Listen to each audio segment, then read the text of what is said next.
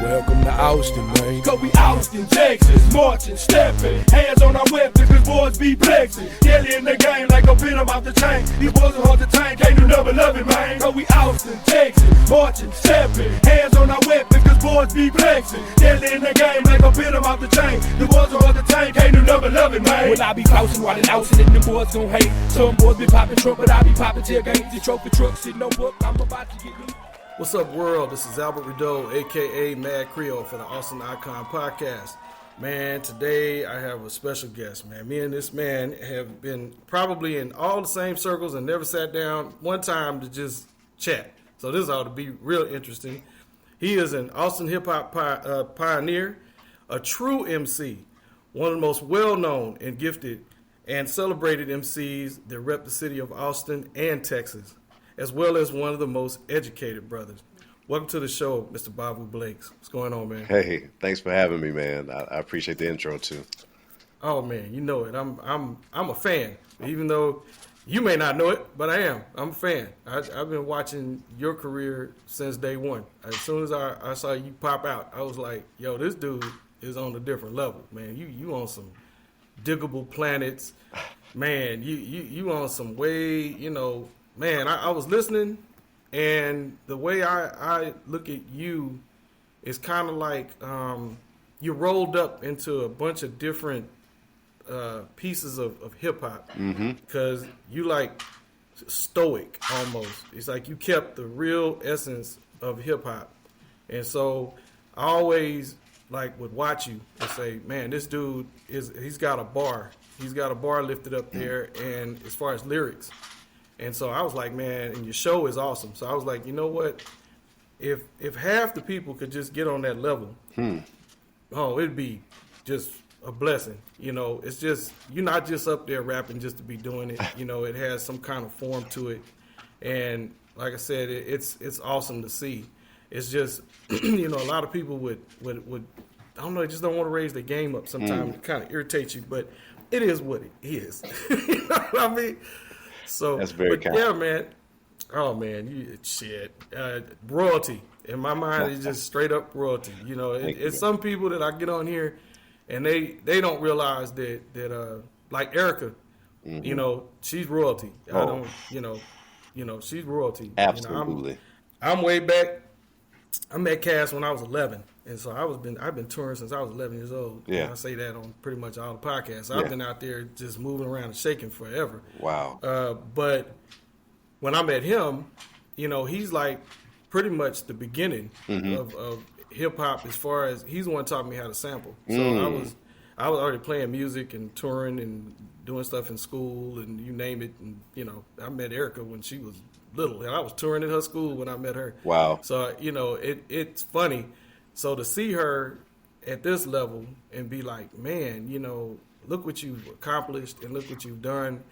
And her career has just been so awesome. Her and Misdemeanor and a whole lot of other people that I can just sit here and name, Tyranny. And, man, it's funny that we all end up, at this age and this time frame. Sure. It's an honor to end up at this age and time frame. I know, right? Given the alternative. Yes, I'm happy to be here. Come on. We're gonna start from the beginning. Okay. Where are you from originally? Where did you grow up, and where are you from originally? Are you originally from Austin? No. So first, I'm a Howard baby. Okay. Born to two 21-year-old parents who grew up on the same block in Baton Rouge, Louisiana. Hey. So I'm born in Washington, D.C., Okay. strictly, Louisiana, Mississippi roots, both sides of the family, to the boat. Shoot. You may be family. Here we go. Yeah, it's quite possible. Yeah.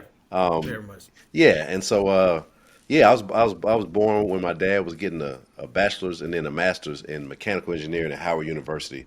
Long way from home.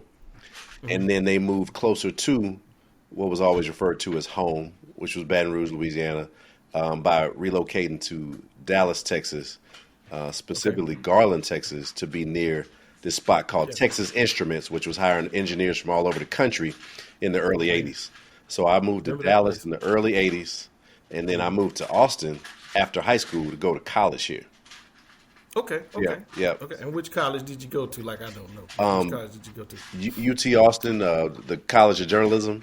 I started That's right. in the fall of '92, Okay, got it, and got that it. was my out of the house moment. So technically, that's when I was able to really and go get on mics in front of total strangers like that. Like my opportunity is very much grew up here.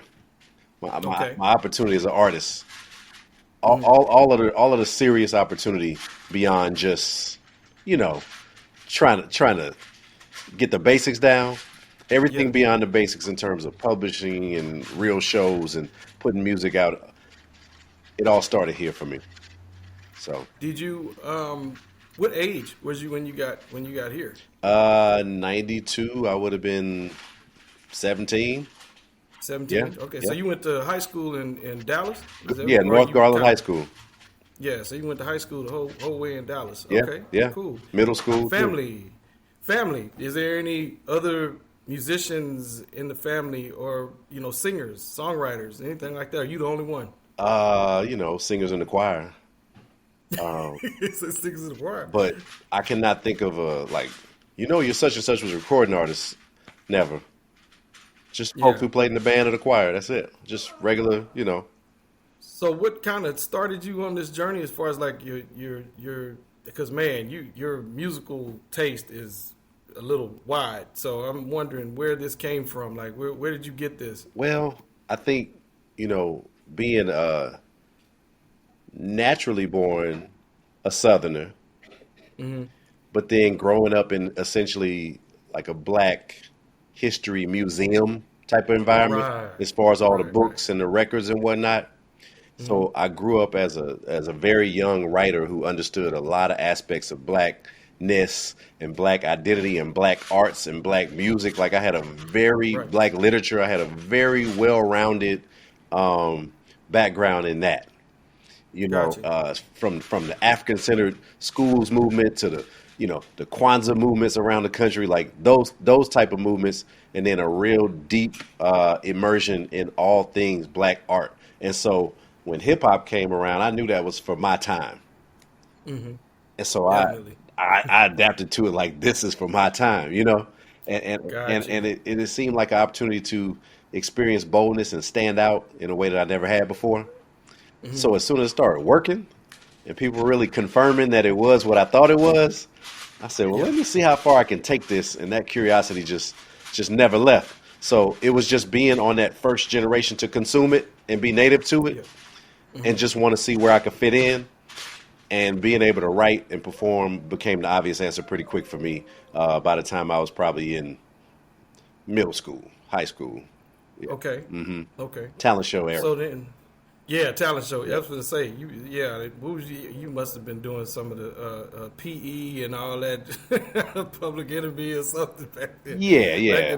Yeah, definitely the talent shows and, Yeah. jumping up and down on that. So by the time you get here, you're at UT. Describe for the people when you got here at that time frame. What was Austin like? What was the culture? I guess you could say like when you got here. Well, first off, I'm on a campus first, so it takes me a few months to get out into the community for real, as opposed to being at Jester and meeting people who've all all come to this one place to go to school. So I'm meeting people Yeah. from around the state and whatnot. But then getting out into the city, I quickly realized that campus wasn't really that far from downtown. And campus really wasn't that far from where the black community was centered either. Right. So yeah, I was able to venture a little south and a little east as much as I wanted to start meeting people. And what I found was a pretty strong disconnect between the two.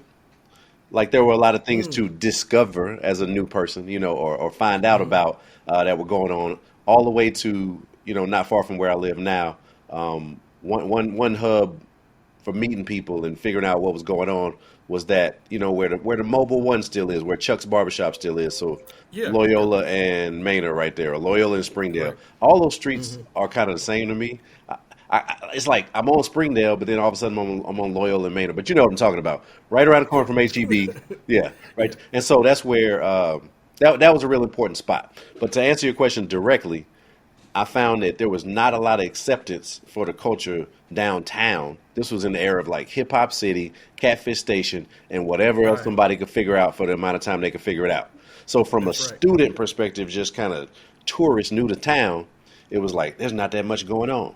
But connecting with people from South Austin, East Austin over and over again, I got to really start filling in the blanks and connecting the dots on how rich the culture was. And so I kind of just latched on to the people who I met, and they would always introduce me to more people, piece after piece, connection after connection. And slowly I realized that, there were a lot of rich roots and a lot of rich connections, but there wasn't an industry that was validating what was bubbling in the community yet when I got here in the early 90s. Yeah. It was a little touch and go at that moment.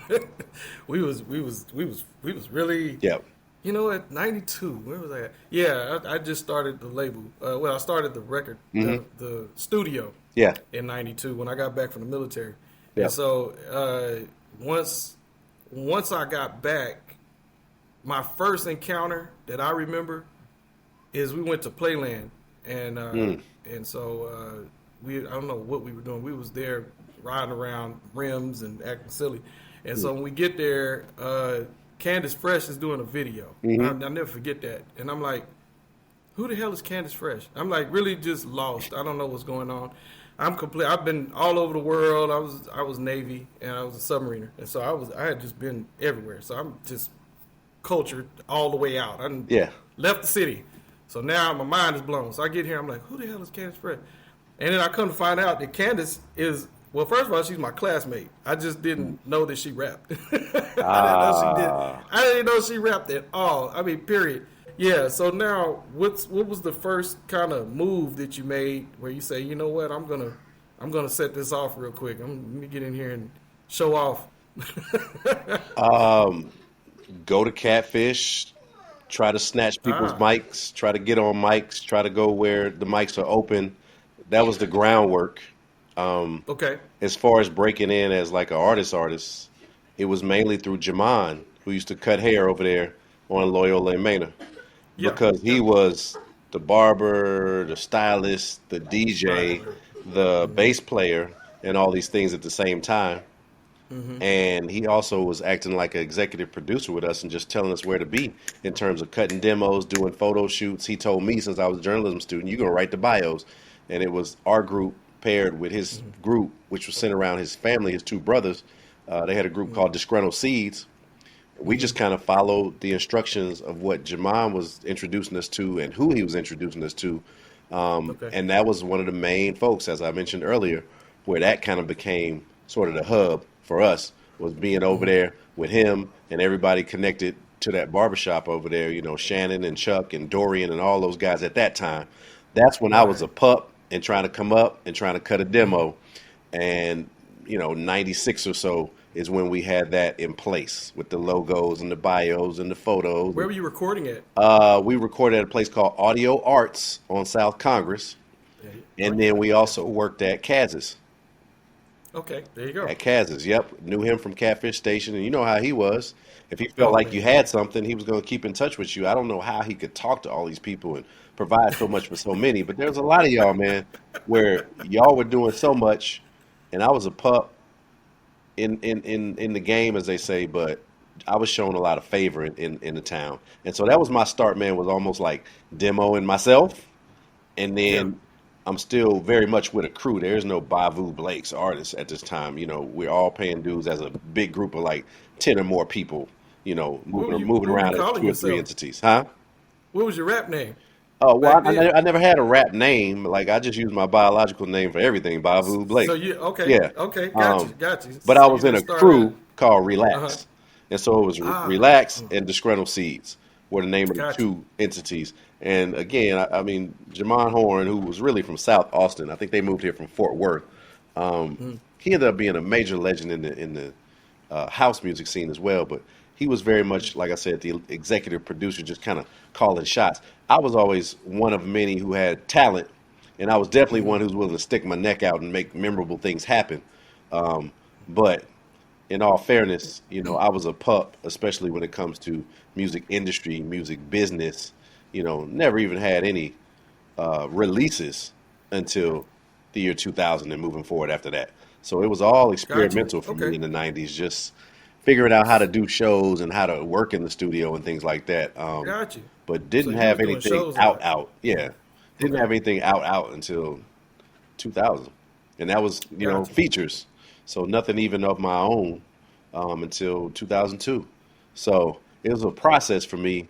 And that's why, I want to say again that just being down here, I just felt like I met all the right people, had all the right opportunities, and just by Yeah. being diligent and hungry, things Hmm. continue to open up and things continue to connect.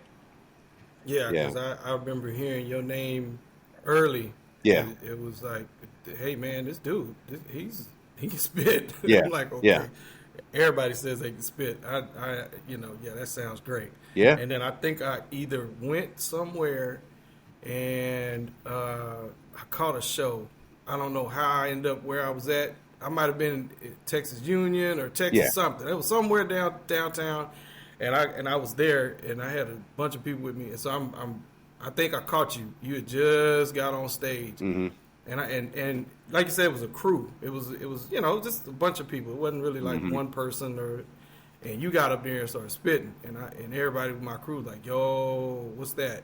But man, I was like, "Wow, that's impressive." So by the time you get to 2002, what changed as far as like, did you just sit down and go, you know what, it's time for me to evolve, or what happened? How'd you get to the recording stage? I mean, there had been definitely a more experimental recording stage, for the better part of 10 years. But at some point, I just realized I don't have anything official out. Yeah, So to be taken seriously, that's going to require like an album. right.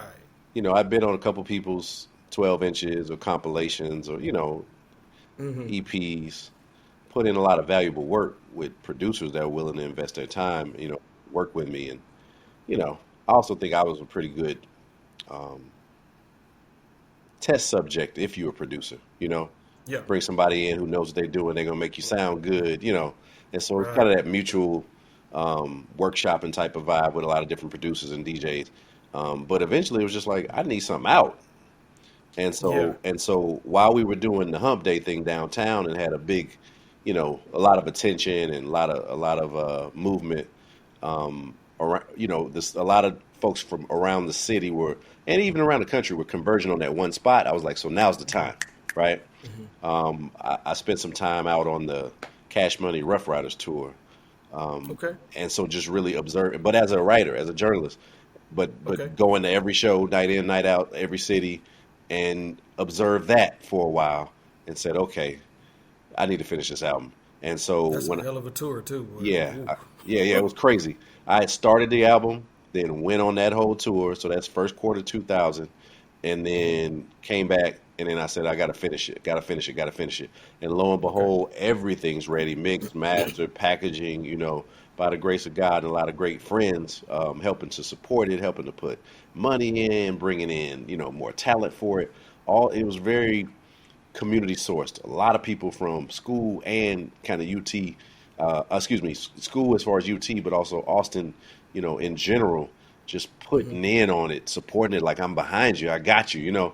And it all culminated right after the Hump Day ended, July '02, Creating Hustle, my debut album that did so much for me. It came out in August '02. Okay. So right on time. So that Hmm. whole, that final third year where we're doing those Wednesday nights downtown, I'm able to build a lot of momentum. And, by that time we were able to open up for a lot of artists either together or individually. And I'm starting to kind of form a solo entity because my group, like I said, Relax, basically dissolved itself into what will become Hump Day. Gotcha. It was the other Okay. two. I'd already moved back to Dallas, you know, put school aside. They called me back like, we got something. So the Hmm. DJ and the MC, Jay and Sheldon, that I'd worked with for years, they put together this new concept and said it was perfect for me to come contribute to. Okay. So then the DJ, of the group I was in kind of blends into I'm the DJ and kind of the head of this formation. And the MC I'd worked with really since like fourth grade, he just kind of faded to the background and eventually moved out of town in the whole nine. And they were the ones who set it up. So Okay. 3 years later, there is no crew. And I'm a solo artist and I have solo material. I'm springboarding off of some of those features and stuff. And I say I need an album. Now I got one. And next thing I know, I'm in the Source and the Vibe and, places like that. And people are really, I'm hearing from a lot of people who, the kind of people who I wanted to say that I was dope at some point, Right. And yeah, just connections just started multiplying like crazy. And now I got a solo career, Gotcha.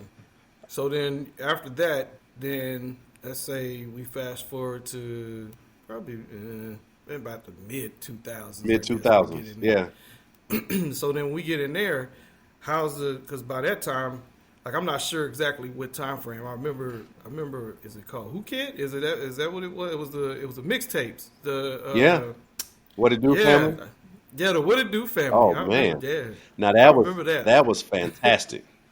That was fantastic was awesome. because I was not somebody paying attention to like screw tapes and carrying on, right? Right. But I knew about mixtapes in general. So it's funny living in the capital of Texas, but not really being up on like screw tapes and what made something specifically a Texas mixtape. But as I kind of became regionally known. And so I started mixing with a lot of the artists from Texas right under my nose. I've heard of you, but I'm not really connected like that. All I really know is back home and what's been going on in Austin that got me to this point.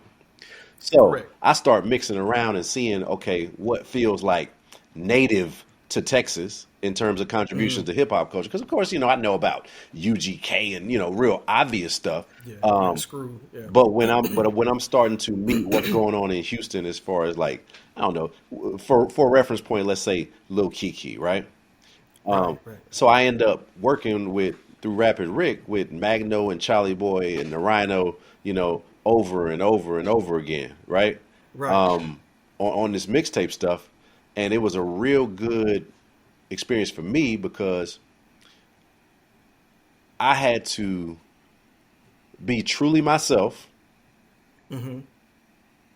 at home. And by at home, I mean this is in the heart of the Texas mixtape movement. Correct. So it's like, I know how to rap on anything. Am I going to say something differently? Am I going to say things? Am I going to phrase things differently? I'm not going to change my voice. I love my voice. How do I fit in? And what overwhelmingly I learned over and over and over again from everybody is just be the sharpest you, because that's all any of us is doing. And you the one standing out.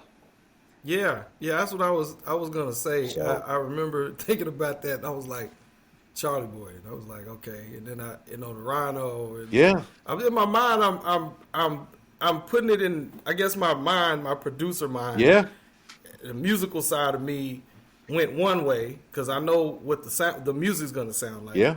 But now vocally, I'm like, okay, most of these dudes is gonna sound like Texas. They're gonna sound like what Texas was at that time, coming from Houston. Yep. Which I tell people a lot of time. A lot of the musicians were from a lot of parts of Texas that were helping the Houston sound. Absolutely. It wasn't just all Houston. Not at There all. was a lot of us, Sally, me, hell, you name it, a whole lot of producers, Kool-Aid, just you name it, we can run down a whole bunch of people that was producing music from back in those days. Yeah. But the artist was definitely the Houston sound. Yeah. It was coming from that type. But when I saw you, I was like, how's he gonna do this? Like, because I see you more New York. That's where my mind. I just say, okay, he's more like a spitter. He can get in there and Method Man. Even before then, I would take more of the '80s rappers. Yeah. You have that kind of a flow. That Rakim. That's what I came up on. And, man, I mean, I'm like, how's this gonna work? But then when I heard it, I was like, wow. So this is what like Nas would sound like with a Texas flow. You know what I'm saying? With a Texas sound. You know what I'm saying? Yeah. And I'm like, this works. I mean, and that's what tripped me out. Like how you flipped that. Man, like, it was a very important experience and validation because for the first 2-3 minutes, I asked the same question you did. How am I gonna, I mean, but again, it goes back to the roots of how I got into it in the first Right. place, which is I understand a lot about black folks and culture and music. No matter what I Yeah. show you and how I want to present myself, based Hmm. on my pen or based on, what I feel like is a true representation or based on what I feel like is missing and what unique kind of edge I want to give from where I'm from. Yeah. At the end of the day, if it's a collaboration, it's a collaboration. And, you know, I related to Charlie in a lot of ways because everybody thinks he's from Houston, but he's from outside of College Station. Right. Um, That's right. and is so versatile with the things he can do and is such a good person. Yes. And Yes. once I was able to be around these brothers, and then I brought a couple of younger guys from the area where we were doing all the work, Black Mike and Gerald G, brought them into the fold, and we just ended up having just this kind of brotherhood and these ongoing conversations because the writing and the rapping and the singing and stuff that came kind of easy. It was more like the camaraderie and the conversations that would lead up to making that stuff. And so it was just a whole nother education for me in terms of it was almost like an assessment of where do you fit in where you're at. And it was a great Right. way to pronounce that and got so much love for it, man, to where I just felt I'd felt validated by, the most popular or the obvious, in within the Yeah. Texas scene. But to Yeah. really get into that underground mixtape type of, it was like it was like the final frontier for me, man. It was like a graduation, if you will, and I can't even take credit for it. It just lined up. It just kind of happened. The right Shoot. people, the right introductions, me being myself, and that's where I ended up. And it was just that was an amazing journey, and I'm still close with all of those guys. Like I officiated Rhino's wedding, and Oh, that's I so was cool. with his cousin 2 weeks ago, and Charlie sings the theme song to the children's book behind me that me and my son have put out, Oh, that's which awesome. which is why I was in Florida. And yeah, we all still keep in touch. Rapper Rick's still one of my good friends to this day. I was texting with Rapper him Rick, earlier today. Yeah, dude, Rapper Rick is one of the most hustlingest dudes yeah, I've ever yeah, encountered in my entire life. I ain't gonna lie, that dude. yeah. And there was a Oh time man. there was a time in history where I'm teaching social studies, and he's directly above me teaching social studies. Where? 2-4, Decker Middle School. Not too far from Oh where? wow. Colony Oh my Park, where a lot of God. our Colony students go. Park, baby. Lakeside Colony So Park. Oh so my God. take it full circle, man. That is crazy. Yeah, That is just crazy. yeah, Man, and then and shout out to Charlie Boy, man, for getting his yeah. first Grammy. That is a big, big, big, big thing, man. I'm Fantastic. so proud of him and shout out to him and man, that's just awesome. Like I said, that dude's vocals is it's on a whole nother like you said, I Yeah. don't think people if you haven't really listened to his music and just really checked him out fully, you're not hearing, you may hear one song and be like, oh yeah, that's Charlie, but no, man, you Right. gotta really kind of listen to his stuff, man. It's way he can go any way. Yes. He can sing anything. That's the son of a country church musical director, Definitely. who places a high premium on being well trained and well educated. That's where he comes from, and it makes perfect sense. If you sit down and talk Yeah. to the guy for an hour, it's like, oh, so you're way beyond what I thought was dope about you, Right. like Great that. businessman too. Yeah, Great yeah, businessman. good people, man. I mean, I mean, he's very nice. I've never heard a bad word about that nah, dude. I don't care. nah. Never. Just the nicest dude in the world. All about his business, but he's the nicest dude in the I world. mean, just as benevolent as can be. So, So now we've got past that. So now we what happened? Did you guys just disband or did it just run its course what it and do, then we family? moved on to yeah. I think it was one of those classic things where you get a glimpse of how great your potential really is, Right. and then pretty much everybody starts smelling themselves and sort of going for self all at the same time, Right. and then that's that. Right. Hey, it was a good idea. We did what we had to do. Yeah, well, it's But more like we got to learn from this as young men. yeah. Y'all were young. Because Like you said, everybody. we going Yeah, everybody was young. we did the real nice video for pulling up, and It's funny you mentioned Charlie because I Look Good video ended up being at Givens, right?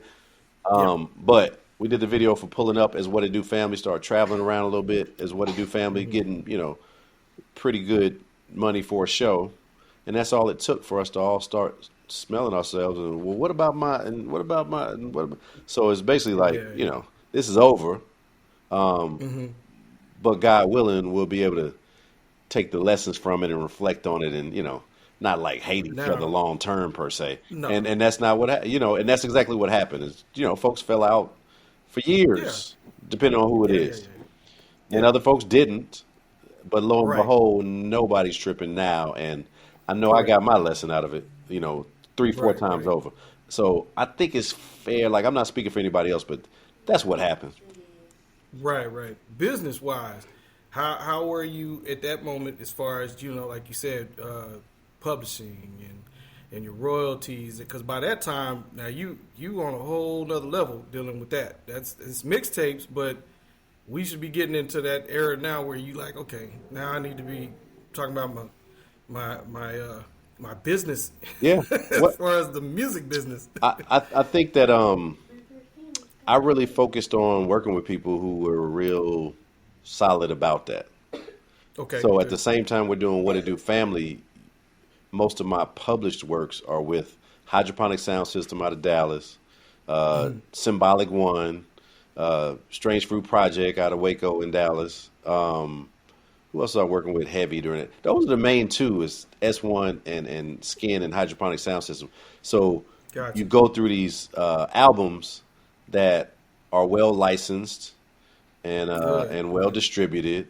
Um, Did you know that early? Did you Nah, come in with that? no, no, no, no. I read a couple books and asked my friends, and Yeah. when somebody is legit, they're always going to ask you for the paperwork to do the split sheets and whatnot, and then that's the time There where you I ask. go. So I had the basics covered. I've never had some blockbuster runaway tune, Hmm. but I've been able to retain ownership of everything I've done that's published formally. Yeah, That's important. yeah, That's important. Yeah, you always know when somebody you walk in the room and okay, let's do the track. Okay, that's great. yeah, Got split sheets? yeah. What's a split sheet? Oh, also, I work with Terrell Shahid a lot in that same time frame. I forgot to My mention him, boy. and so he would tighten me up on a lot of that too. I forgot Right. to mention That's him. my dude. Yeah, but he's right there in the mix. Mixing projects for me, recording things for me.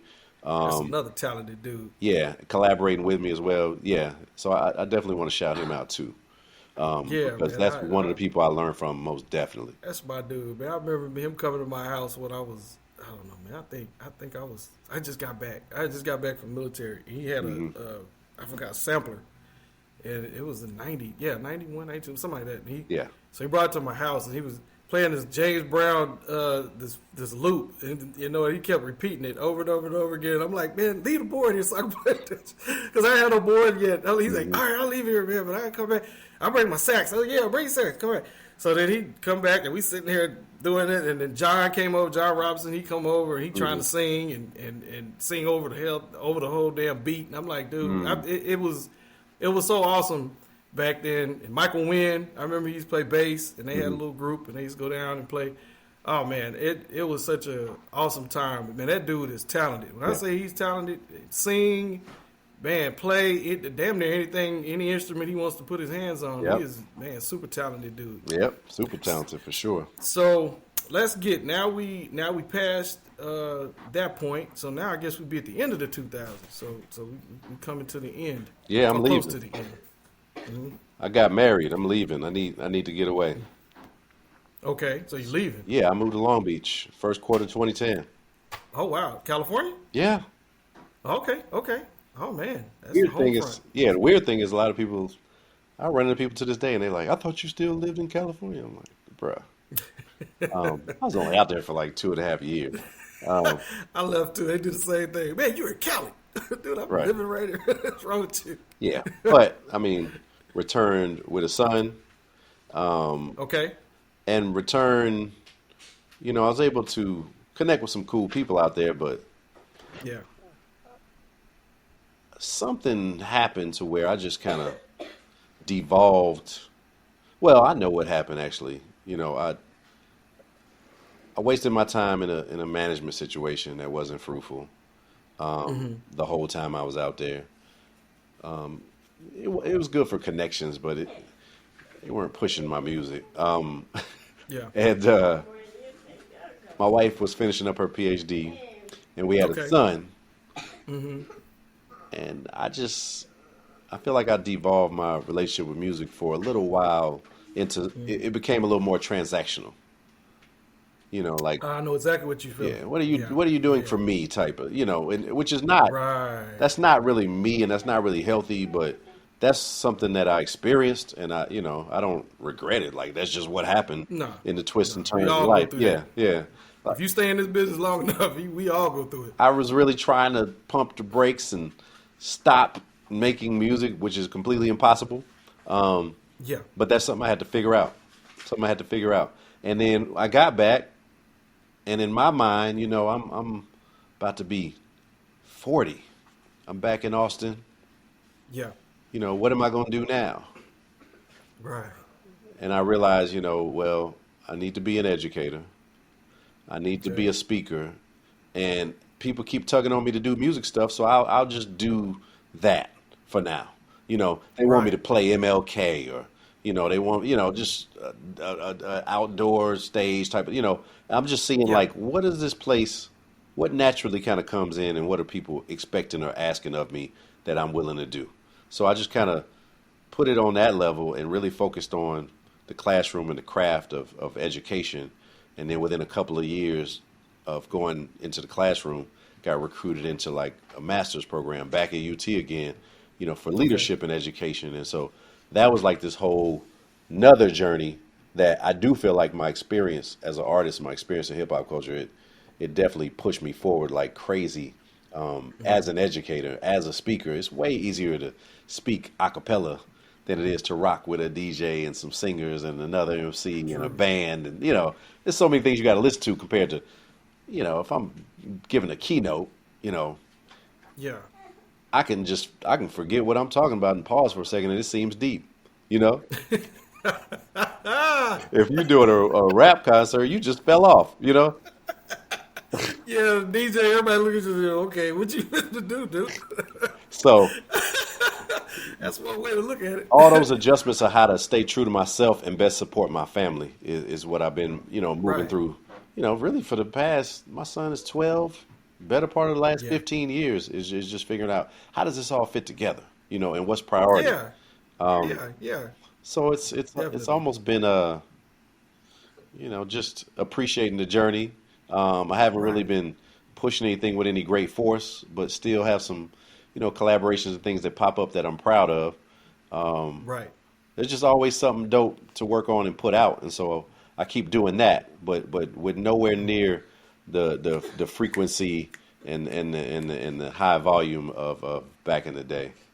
Yeah. Yeah. Well, you know what? Like you said, well, and now times have changed. The business has changed and everything has changed. I mean, it's a whole new world. And but at the same time, the sound and the music has not, it's changed and evolved, but people still feel that. They still want that quality. They still want, what I would say is, maybe back in the day, I guess they want to call it that. That type of music is still there. It's Yeah. just different. You know what I mean? Yeah. It's just like, okay, it is what it is. You know what I mean? We can't stay young forever.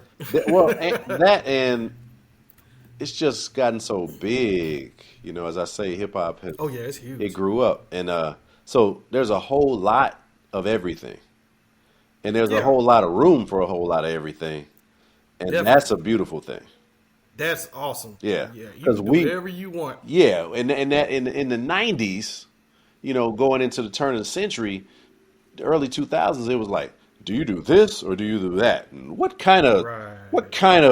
artist, And now people Yeah. realize, oh man, this thing is near infinite, and some people are just composers, and so they can Yeah. make some of this and they can make some of that, and it's the same artist, same person, and there was a time love where it. that was a pioneering concept.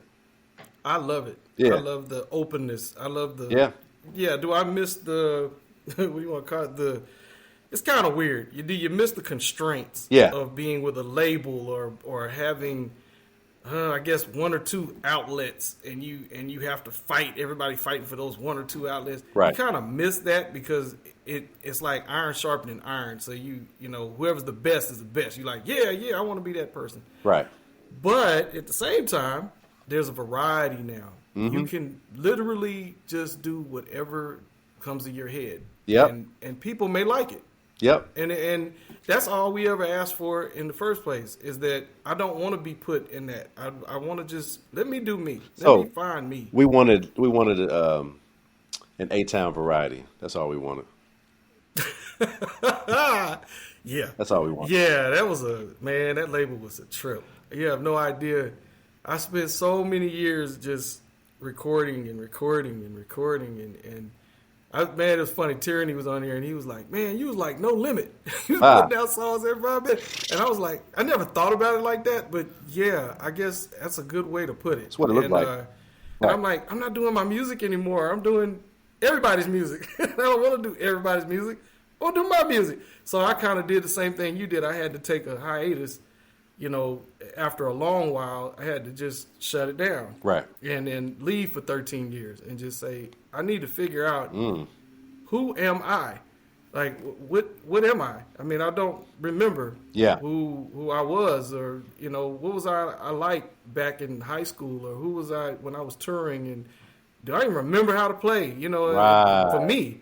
You know what I mean? Yes. Because you're so used to playing you're doing something for everyone else. Yes, that's kind of what Cali did for me, and that's kind of what family does for me.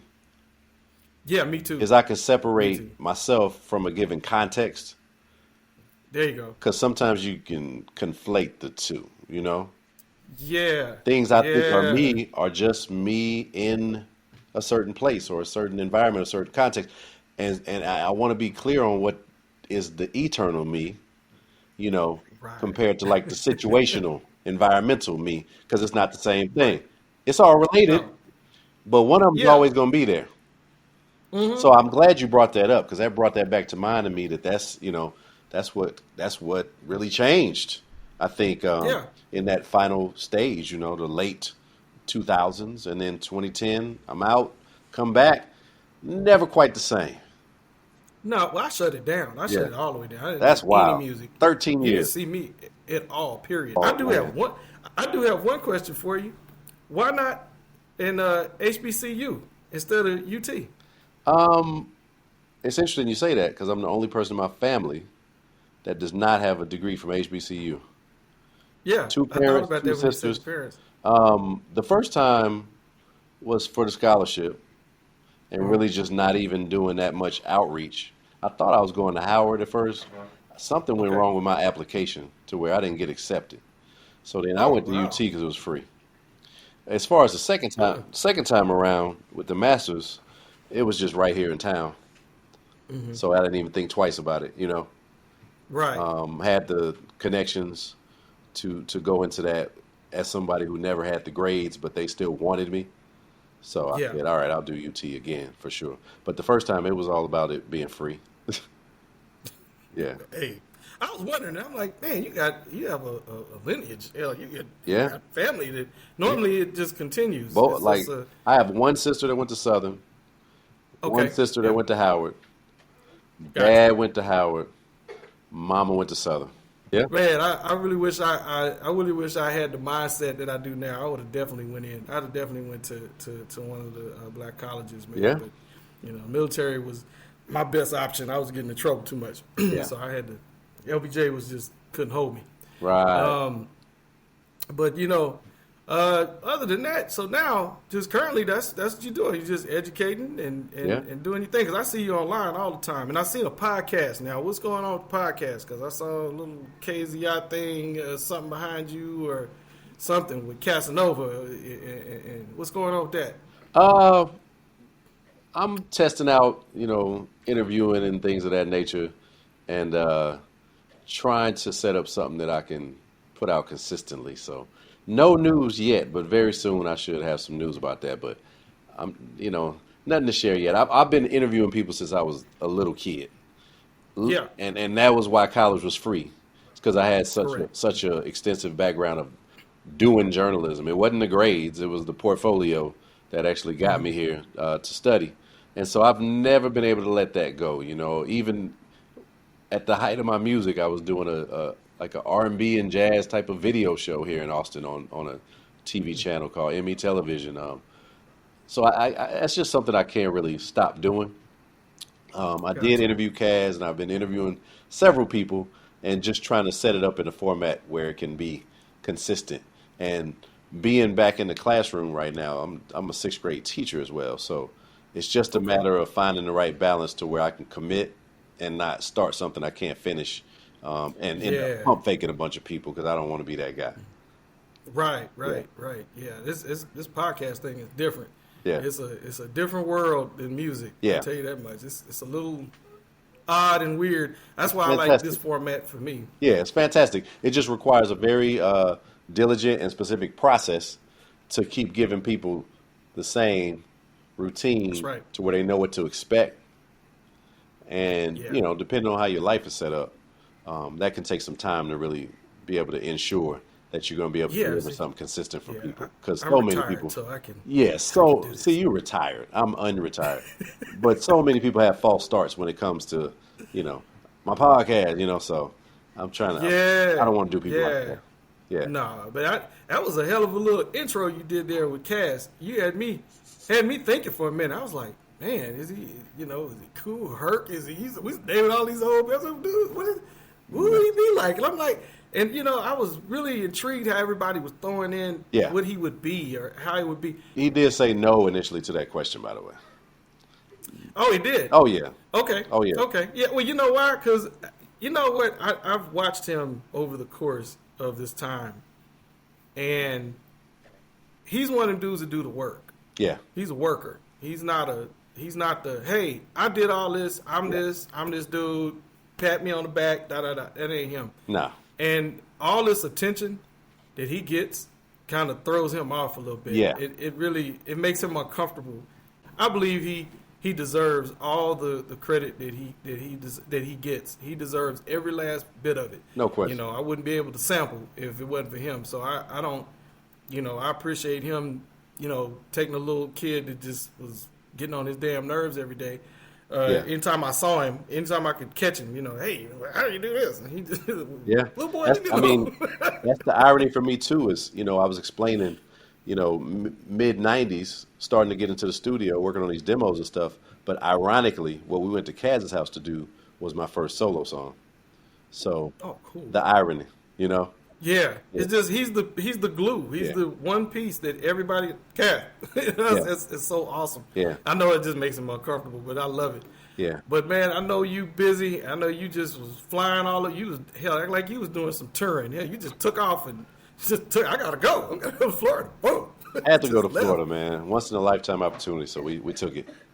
Man, that is so awesome. Like you said, man, that's the one thing that I love is being able to spend time with my children and just watch them grow and watch them see me and we go do things together. You're never gonna get that back, man. You're never gonna get it back. I mean, everything I learned from, you know, saying I need an album, making an album, was the same thing of we need a children's book. You know, it was just something my son wanted to do, but I had to figure it out in the same way and measure the quality of what, you know, the industry standard was versus my independent. You know, it was the exact same process of trying to stand up to the quality of what people already expect at a high level, and you know, applying that experience is what got us in this, you know, Smithsonian. What's the book called? The book's called L's Mirror. My son's name is Ellison. We call him L for short. Like EL''S Mirror, L's Mirror. And out there in Florida there was an exhibit. It's an art museum that's a Smithsonian affiliate called the Polk Museum of Art, and they've had a exhibit there for 6 months. So from late September to late March, called Illustrations from the Mirror, and it's about all that went into the visual part of our book. And every student in that county in 4th grade, so 7,000 students. For all they say about Florida, you got 7,000 students, all the 4th graders, had to go through that exhibit this year as a school trip. So I'm like, look at this. Yeah, so we had to, and I never would have known that if I didn't go in there myself and one of the people who worked at the museum told me. But that was like the cherry on top. I had no idea. I wish we had that in Austin. Yeah, but you know our kids, yeah, we do need to have that in Austin. I'm sure we will. Our kids need to see, what starts with an idea and then becomes a project and then has those offshoots that you could never predict. That's correct. So that's why I felt like it was important enough to go. And we're on spring break, so. But, man, I'm going to let you go. I know you're busy. I really, really appreciate you coming on. And this was one of my like bucket list things. It's certain MCs and certain people in Austin that I have to go get. And you one of them that I had to get on the podcast because you meant a lot. And you've done a lot. And there's so many plateaus that you crossed that a lot of people still, I hope you go back on and continue doing music, but at the same time, people that if they have not seen your music, go to YouTube, go wherever they can find you and listen to all the music that you've done and all the shows, and you're a real major part of what the city is. Thank you. And so, man, I'm going to let you get on, and as I always tell everybody, man, I'm going to say peace to everybody. When I be bouncing while they outsing and the boys gon' hate. Some boys be popping trunk, but I be popping tailgates. The trophy truck, shit, no book, I'm about to get loose.